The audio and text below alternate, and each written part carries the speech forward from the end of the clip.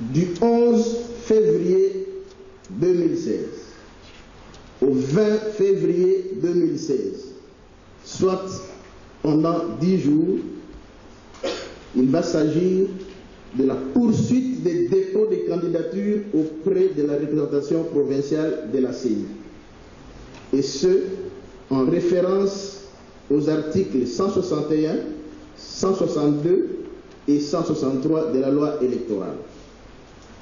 Du 21 février 2016 au 25 février 2016, soit pendant 5 jours, il va s'agir du retrait, ajout ou substitution des candidatures, en référence à l'article 16, alinéa 1 de la loi électorale.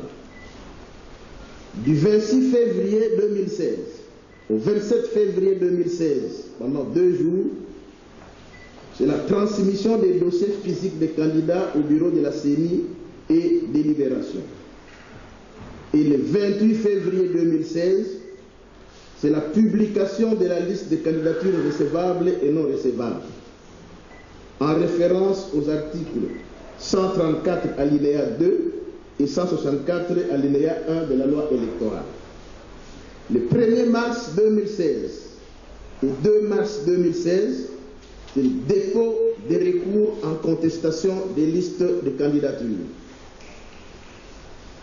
Articles 25 et 165, alinéa 1 de la loi électorale. Du 3 mars 2016 au 9 mars 2016, 7 jours, traitement des contentieux des candidatures par la Cour d'appel. Référence article 165, alinéa 2 de la loi électorale. Le 11 mars 2016, c'est publication de la liste définitive des candidats par la Commission électorale nationale indépendante. Article 166 de la loi électorale. Le 12 mars 2016, élection des bureaux définitifs des assemblées provinciales. Article 9 de la loi de programmation, mais ça c'est une activité qui concerne qui permet. Du 12 mars 2016 au 18 mars 2016, pendant 7 jours, accréditation des témoins, des observateurs et des journalistes au secrétariat exécutif provincial. Référence articles 39 et 43 de la loi électorale. Du 22 mars 2016 au 24 mars 2016, pendant 3 jours donc, campagne électorale. Donc la durée de la campagne est de 3 jours pour chaque province et ça se termine 24 heures avant le scrutin. Référence article 167 de la loi électorale. Et le 26 mars 2016, vote des gouverneurs et vice-gouverneurs, en référence aux articles 169, 170 et 172 de la loi électorale. Le 26 mars 2016 au 26 mars 2016, annonce des résultats provisoires par la Commission électorale nationale indépendante, conformément à l'article 71 de la loi électorale. Le 28 mars 2016 au 4 avril 2016, 8 jours, recours en contestation des résultats. Référence article 73 de la loi électorale.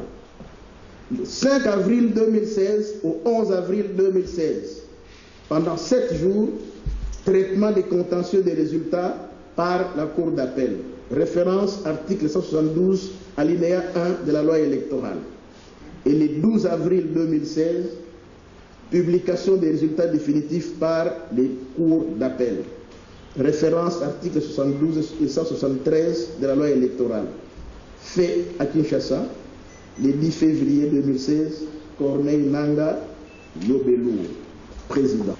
Au nom de la plénière de la Commission électorale nationale indépendante et au mien propre, je prends la parole pour annoncer que ce mercredi 10 février 2016 est un grand jour pour le processus électoral en République démocratique du Congo.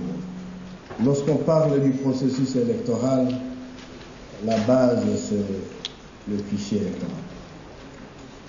Et tous les problèmes qui peuvent venir en termes de résultats, en termes au niveau du processus, trouvent leur origine au niveau du fichier. Et vous verrez qu'il y a un grand débat qui s'est lancé depuis presque 5 ans autour de ce fichier. Si nous suivons les recommandations des partenaires ou des parties prenantes, vous comprendrez qu'il y a un grand enjeu dans ces fichiers.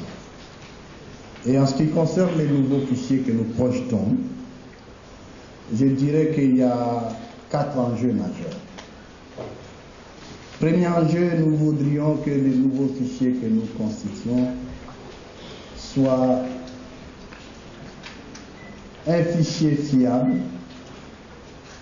avec un premier objectif omis 0.